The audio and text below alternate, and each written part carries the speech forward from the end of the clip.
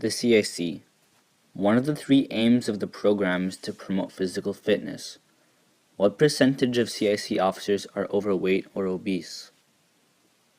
Can overweight officers that are not actively engaged in reversing their condition be effective role models for physical fitness to the youth they command? How likely are cadets that serve under an obese officer to view any positive message that the program offers about the importance of physical fitness to be either erroneous or hypocritical? How likely are cadets and others to view obese officers as shameful to the uniform? Recently, the Directorate of Cadets issued new guidelines requiring more CIC to take the physical fitness test. However, in most instances, the officers are only required to take the test but is not required to pass it, meaning that officer fitness is not required more now than before the change in policy.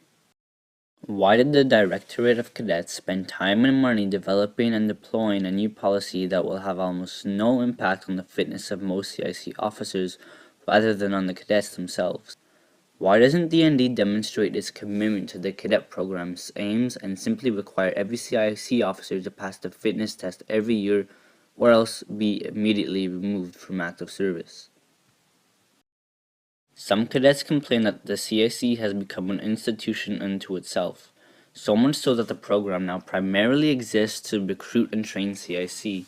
That is, cadets are brought into the program for one purpose only, to give people career opportunities within the CIC.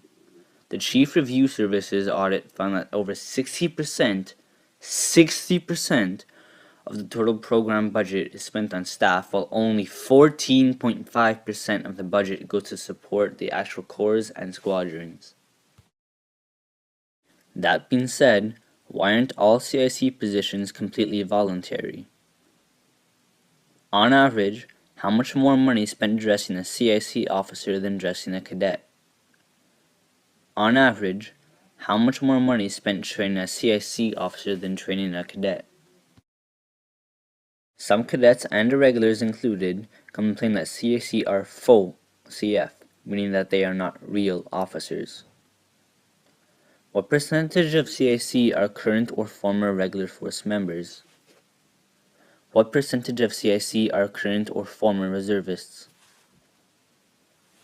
Why do CIC participate in the same basic rank structure as regulars, wear the same basic uniform as regulars, participate in similar pomp and ceremony as regulars, organize themselves like regulars, get paid and have benefits like regulars, have authority commensurate with their rank like regulars, but not receive nearly as intensive training as regulars, nor be subject to combat deployment like regulars?